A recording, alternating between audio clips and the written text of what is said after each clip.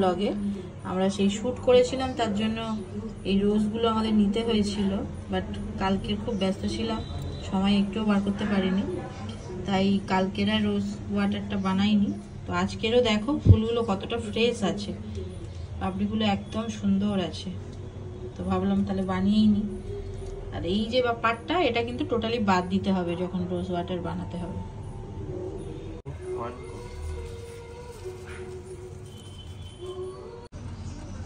রোজ ওয়াটারটা এরকম হচ্ছে আর নিচে বাটিটা কিরকম ফুটছে।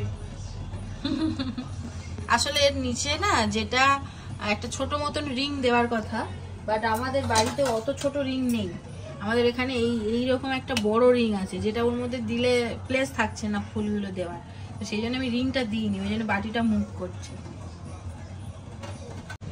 তো আমরা ভিডিও করে নিচ্ছি একটা, যেহেতু এটা রোজ ওয়াটারটা অনেকেই কেনা ইউজ করে, ভিডিও বানাচ্ছি মানে পিয়ালিশ টাচের জন্য। ভাবলাম সেই যখন এই চ্যানেলে মানে ব্লগে নিচ্ছি, যখন বানাচ্ছি ওটা তুলে নিই।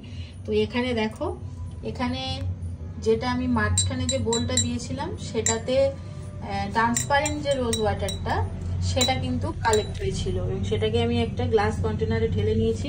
এটা এখন প্রচন্ড গরম।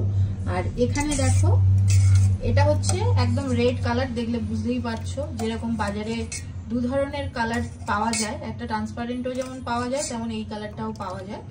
তো আবার দুটো মিক্স করে একটু পিঙ্কি পিঙ্কি ব্যাপারটাও করা যায়, যেটা ইচ্ছা করে নিতে পারো, কোনো অসুবিধা নেই। আর পুরো ভিডিওটা মানে কিভাবে করেছি পুরোটা যদি দেখতে চাও তাহলে কিন্তু আমার পিয়ালিশ টাচ চ্যানেলে গিয়ে দেখতে হবে।